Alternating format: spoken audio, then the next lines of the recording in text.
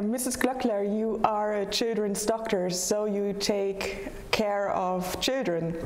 Why do you care about Europe? Well, because Europe consists out of big children, grown-up children. And if people lose their inner childhood, their inner developmental capacity by growing older, I see there one of the resources of the big problems we have, particularly on the social level. Okay, so which problems does the European Union have at the moment? Well, I see as a main problem a huge gap between beautiful ideals, as we have them in the chart, about dignity of man, freedom, protection of the individual, and so beautiful ideals about safeguarding human substance. But the reality is that in all the regulations we come to follow year by year on all the different fields, in all these regulations I cannot find again or anymore these ideals. Mm-hmm. So I see a huge gap between a Europe of values, with a beautiful history of these values as well, since the French Revolution, the Middle European philosophical idealism. It's all the same spirit. They discovered the human individuality in its developmental potential. And now we have that. But beside that is running an economic life based on efficiency, on generalizations, on guidelines, on bureaucracy, on super controlling, in which the individual gets lost. And for me, the biggest alarm sign is that in this system, youth has no chance. We have European countries in which we have more, and in some less than half, without a future perspective. Mm-hmm. And I find this alarming. And this depends on a system which is not coherent between idealism and reality. And in that gap, particularly the new generations and the sustainable perspective of the earth are falling down. So that is my biggest concern. So you see this gap, big void between people and the system. Do you have any instruments or any ideas how to bridge the gap, how to bring the two different parts together? Well, I see one instrument on the constitutional level, because I really learned, the longer I occupy myself about these fundamental human rights, that as long people think to care for these human rights is the task of our authorities, of our Brussels organs, for example, of our EU organs and Brussels authorities, as long people think that, they forget that they are Europe. So that to fight for dignity, for freedom, to care for values is the task of each individual.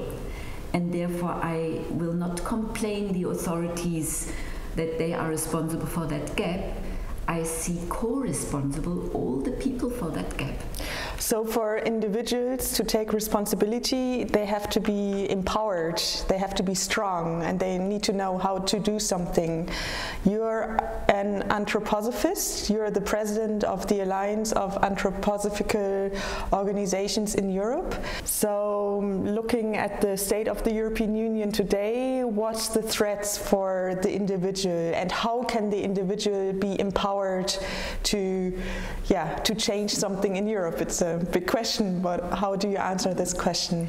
Well, I see a big chance for this empowerment in doing first steps of making the people aware that they have this responsibility, that the responsibility for the European values is something we have all together, and each person counts. So this is one. And I see on the one hand our alliance, Eliant, named right now, which works on many fields with the tool of anthroposophy. But I see also organizations like Democracy International absolutely on that path to make people aware how they carry co-responsibility for the well-being and the further development of Europe. On your website you name Johann Wolfgang Goethe, the big German writer and philosopher, and who stands for German idealism and big part of philosophical history. And you say the sentence, one person alone cannot do something, but those people who ally and come together at the right moment. So my question to you is, when is the right moment? Has it passed already? Is it too late, considering the European Union after Brexit? Or do you see any hope to change something now? You know, what is the right moment? I thought a lot about that. And on the other hand, also the beginning of this sentence, one single person doesn't count. I really considered that before we took this as a motive of our work, because I thought one single person counts. So you want to change Goethe? No, but I learned to understand Goethe. Yeah, one single person does not count if we need to move a big thing, because then all these single persons need to connect and really to find out what is the right moment. So I learned that this is a process. Without these single persons, we cannot do anything, because finally the single person, the civil society, must feel justified as part of humanity. So if they are neglected, if they do not count, if they are not important, we can forget everything. Then it becomes senseless.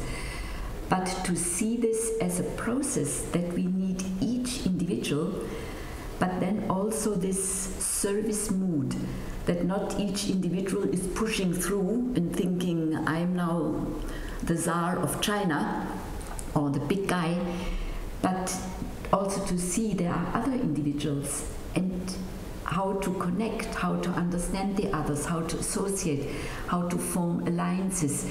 So this sort of process is between the individual and the big success of a community. So we need to learn to form communities out of individuals, in which the individuals are counting. And then these communities can develop more sense for the right moment. And for me, each moment is the right one in which I am open enough for a situation and can ask the situation what is now needed. For example, before Brexit, there was a lot of chance to avoid Brexit, to prevent it. And this was the right moment for prevention. Now we need to find the right moment for healing Brexit. So it will be another right moment. So what I want to say is, each presence is the right moment for something. But the question is, are we spiritually present enough to see what is my relationship right now with the people I can see, and the task I'm striving for. So you were talking about human rights, and it's also about, as I understand you, it's recognizing the other person and respecting the other person. So it's also about something like solidarity, one of the main ideas of the European Union, that you are solidaric with other countries, other European people. Democracy is also about the process that you had mentioned earlier on, and if we look at solidarity and democracy at the level of the European Union, how does democracy, which form does democracy have to you at the European Union level? You know, that is for me a not at all easy question, because the understanding of democracy is a challenge, because I see so much misuse and abuse of democracy. For example, the way the populists of our time are using democracy for their purposes, misusing democracy, the democratic tools, for their purposes.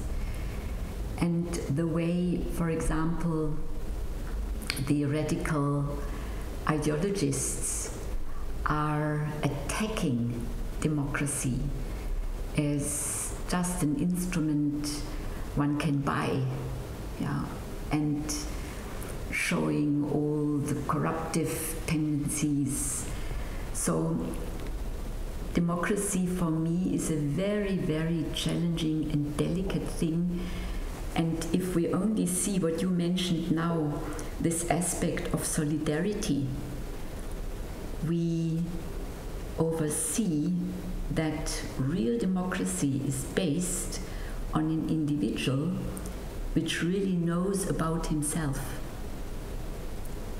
You know, if we use democracy as a tool to instrumentalize the masses, to form parties, to create slogans, to say this is good and come follow me and they are bad.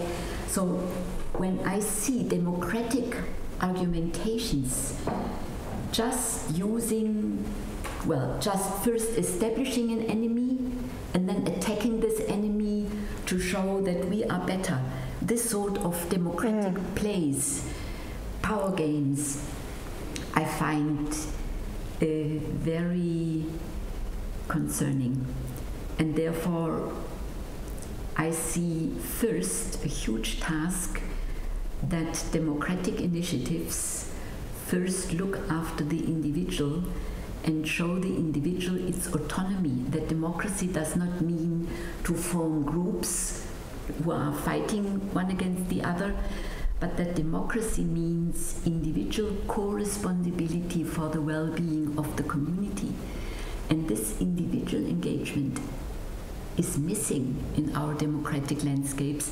Therefore we have so low rates of vote, and those who are voting mostly vote out of fear or out of hate or out of already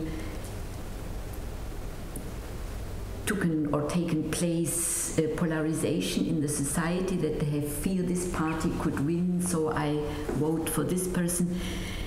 This sort of activity I find not really democratic. You mentioned the word vision earlier on and creativity. So my question is, how can we create a good vision of Europe and how can we achieve it? A vision of Europe, how does Europe look like in 15 years, let's say in 2030? What's your dream? Well, you said that I'm anthroposophist. I ask sometimes myself, what does that mean? You know, anthroposophy is a beautiful word coming from Greek, where Europe started. Anthropos means human, and Sophia means wisdom, knowledge. And I think we need more knowledge about what the human being really is. I really think Europe needs anthroposophy. Yeah. It must not be the anthroposophy by Rudolf Steiner, who was a great thinker and actor in the social realm. But we need a philosophy for each one, which makes each one aware I am part of humanity and I'm in a process of humanization.